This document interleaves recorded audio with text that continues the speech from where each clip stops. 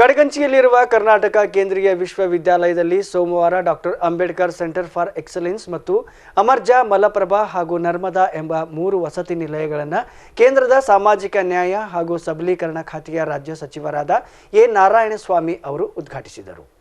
ಸಾಮಾಜಿಕ ನ್ಯಾಯ ಮತ್ತು ಸಬಲೀಕರಣ ಸಚಿವಾಲಯದಿಂದ ಪ್ರಾಯೋಜಿಸಲ್ಪಟ್ಟ doctor Ambedkar centre for excellence ಮತ್ತು ಯೂನಿವರ್ಸಿಟಿಯ ಹಾಸ್ಟೆಲ್ಗಳ ಉದ್ಘಾಟನಾ ಸಮಾರಂಭ ಸೋಮವಾರ ಅಕ್ಟೋಬರ್ 17ರಂದು ಕರ್ನಾಟಕ ಕೇಂದ್ರೀಯ ವಿಶ್ವವಿದ್ಯಾಲಯದಲ್ಲಿ ಜರುಗಿತು. ಗೌರವಾನ್ವಿತ ಕೇಂದ್ರ ಸಾಮಾಜಿಕ ನ್ಯಾಯ ಮತ್ತು ಸಬಲೀಕರಣ ರಾಜ್ಯ ಸಚಿವರಾದ ಎ ನಾರಾಯಣಸ್ವಾಮಿ ಮತ್ತು ಗಣ್ಯರು ಭಾರತ ರತ್ನ ಬಾಬಾ ಸಾಹೇಬರ ಭಾವಚಿತ್ರಕ್ಕೆ ಪೂಜೆ ಸಲ್ಲಿಸಿ ನಂತರ ಜ್ಯೋತಿ ಬೆಳಗಿಸಿ ಸಮಾರಂಭ ಉದ್ಘಾಟಿಸಿದರು.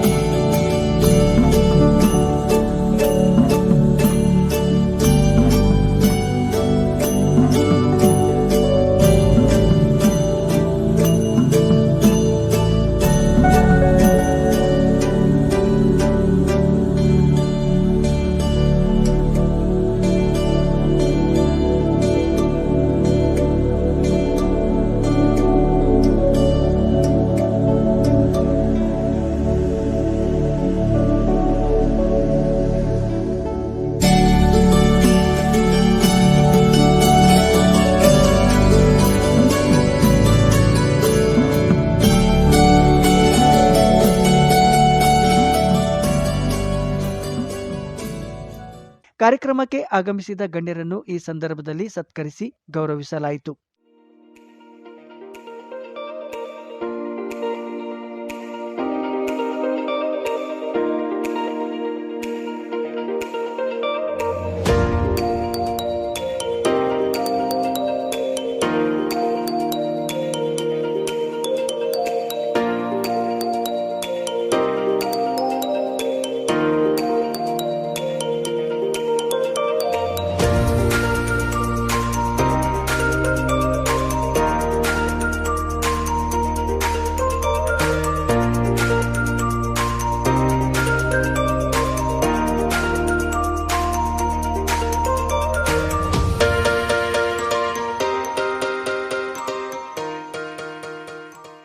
ಸಮಾರಂಭದಲ್ಲಿ ಕರ್ನಾಟಕ ಕೇಂದ್ರೀಯ ವಿಶ್ವವಿದ್ಯಾಲಯದ ಮಾನ್ಯ ಉಪಕುಲಪತಿಗಳಾದ ಪ್ರೊಫೆಸರ್ ಬಟ್ಟು ಸತ್ಯನಾರಾಯಣ ಅವರು ಮಾತನಾಡಿದರು.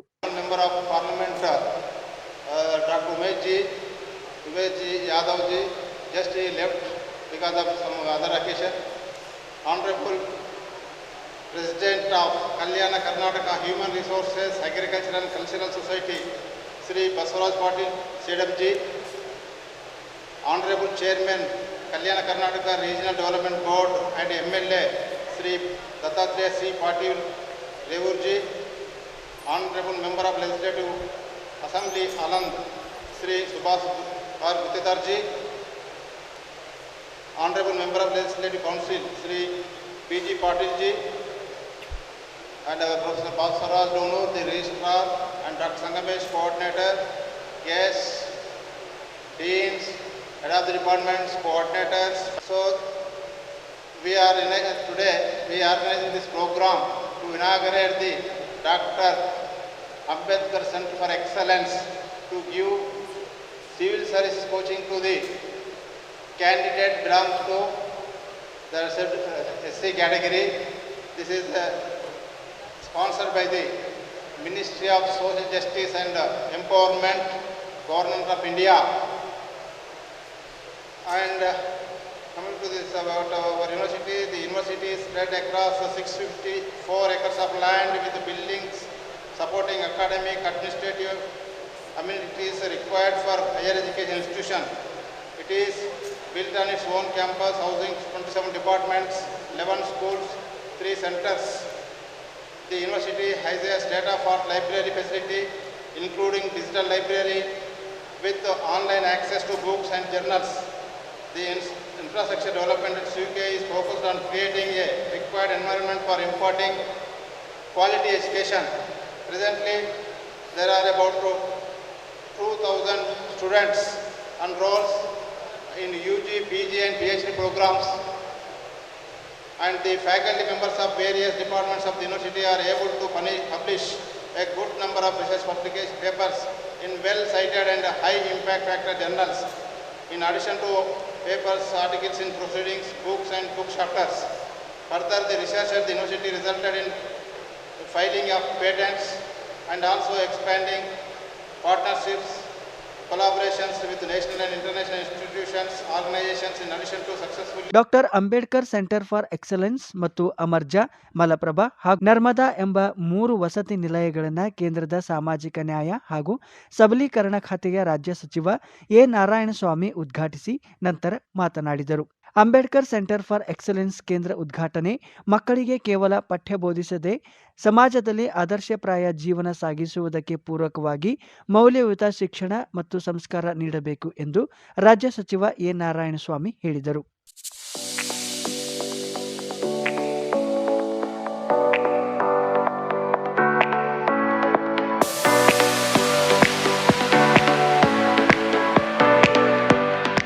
ಕೈನೆಟಿಕ್ ಗ್ರೀನ್, ಝೂಮ್ ಮತ್ತು ಜಿಂಕ್ ಎಲೆಕ್ಟ್ರಿಕ್ 2 ವೀಲರ್ಗಳು ಲೈಸೆನ್ಸ್ ಮತ್ತು ರಿಜಿಸ್ಟ್ರೇಷನ್ ಅಗತ್ಯವಿಲ್ಲ. ಗಂಟೆಗೆ 40 ಕಿಲೋಮೀಟರ್ ವೇಗ. ಇದೀಗ ಬಂದಿದೆ ಗಂಟೆಗೆ 60 ಕಿಲೋಮೀಟರ್ ವೇಗದ ಜಿಂಕ್ HSS.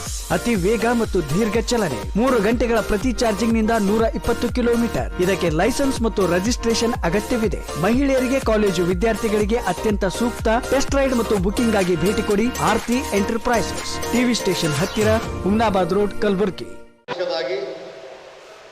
ಈ ಭಾಗದ KKHRನ ಕಲಬುರಗಿಯ ಶಿಕ್ಷಣ ಸಂಸ್ಥೆಯ ಅಧ್ಯಕ್ಷರಾಗಿ, ಅದೇ ರೀತಿ ಈ ಒಂದು ಕಾರ್ಯಕ್ರಮದಲ್ಲಿ ಮತ್ತೊಬ್ಬ ವಿಶೇಷ ಅತಿಥಿಗಳಾಗಿ ಉಪಸ್ಥಿತಿರ್ತಕ್ಕಂಥ ತಮ್ಮ ಮುಂದೆ ತಮ್ಮದೇ ವಿಚಾರಗಳನ್ನು ಮನ್ನಣೆ ಮಾಡಿರ್ತಕ್ಕಂಥ ಕರ್ನಾಟಕ ರಾಜ್ಯದ ಈ ಭಾಗದ KKRDB ಡೆವಲಪ್ಮೆಂಟ್ನ ಅಧ್ಯಕ್ಷರಾಗಿರ್ತಕ್ಕಂಥ ದತ್ತಾತ್ರೇಯ ಸಿ ಪಾಟೀಲ್ರವರು, ನಮ್ಮ ಶಾಸಕರು, ಮತ್ತೊಬ್ಬ ಹಿರಿಯ ವಿಧಾನಸಭೆ ಸದಸ್ಯರಾಗಿರ್ತಕ್ಕಂಥ ಸನ್ಮಾನ್ಯ ಸುಬೇಶ್ ಗುತ್ತೇದಾರವರು, ವೈಸ್ ಚಾನ್ಸಲರ್ ಆಗಿದ್ದಂಥ ಭಟ್ಟು ಸತ್ಯನಾರಾಯಣರವರು, ಮತ್ತೊಬ್ಬ ಹಲವಾರಿ ಅಭಿವೃದ್ಧಿ ಅಧ್ಯಕ್ಷರಂಥ ದೇವೇಂದ್ರನಾಥ್ ಅವರು, ರಿಜಿಸ್ಟರ್ ಆಗಿದ್ದಂಥ ಬಸವರಾಜ್ ದೋನೂರವರು, ಈ ಕಾರ್ಯಕ್ರಮವನ್ನು ಭಾಗವಹಿಸಬೇಕಂತೇಳಿ ಈ ಕಾರ್ಯಕ್ರಮಕ್ಕೆ ಬಂದು ವೀಕ್ಷಣೆಯನ್ನು ಮಾಡಿ ಶುಭ ಕೋರಿ ನಿರ್ಗಮಿಸಿರ್ತಕ್ಕಂಥ ನಮ್ಮ ಲೋಕಸಭಾ ಸದಸ್ಯರು ಉಮೇಶ್ ಜಾಧವ್ ಅವರು, ವೇದಿಕೆ ಮುಂಭಾಗದಲ್ಲಿ ಅನೇಕ ಗಣ್ಯರಿದ್ದಾರೆ. ಈ ಒಂದು ಯೂನಿವರ್ಸಿಟಿಯಲ್ಲಿ ವ್ಯಾಸಂಗ ಮಾಡ್ತಾ ಇರ್ತಕ್ಕಂಥ ಅನೇಕ ವಿದ್ಯಾರ್ಥಿಗಳಿದ್ದಾರೆ. ಜೊತೆಗೆ UPSC ಕೋಚಿಂಗನ್ನು ಪಡಿಬೇಕು ಅಂಥೇಳಿ 84 ಮಂದಿ ಅಡ್ಮಿಷನ್ ಆಗಿ ಈ ಕಾರ್ಯಕ್ರಮ ಭಾಗವಹಿಸಿದ್ದಾರೆ.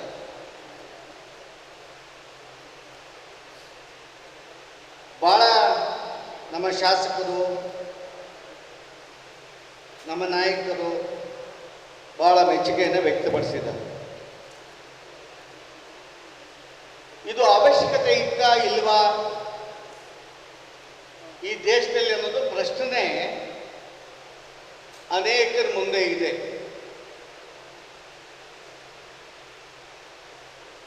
ಶಿಕ್ಷಣದ ಬಗ್ಗೆ ಮಾತಾಡಬೇಕಾದರೆ ಶಿಕ್ಷಣ ಕಲ್ಯಾಣ ಕರ್ನಾಟಕ ಪ್ರದೇಶ ಅಭಿವೃದ್ಧಿ ಮಂಡಳಿಯ ಅಧ್ಯಕ್ಷರಾದ ದತ್ತಾತ್ರೇಯ ಪಾಟೀಲ್ ರೇವೂರ್ ಅವರು ಮಾತನಾಡಿ, ಇಲ್ಲಿ ಎಕ್ಸಲೆನ್ಸ್ ಸೆಂಟರ್ ಸ್ಥಾಪಿಸಿರುವುದು ಸಂತಸ ತಂದಿದೆ ಎಂದು ಹೇಳಿದರು. Central minister our leader Sri A. Narayanaswamy, Honorable Minister of State for Social Justice and Empowerment, and on the dais our University Vice Chancellor Sri Satyanarayan Ji, and one more senior leader of this region and Chairman for Kalyan Karnataka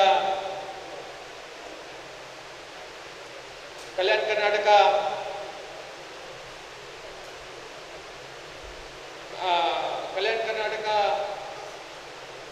Board, Sri Basaraj Patil Sedam ji, and our senior leader, MLA Subhash Gutedar ji, my dear students and all senior people here, it gives me an immense pleasure to be a part of the inauguration of Sri Dr. Ambedkar Center of Excellence and University Hostel.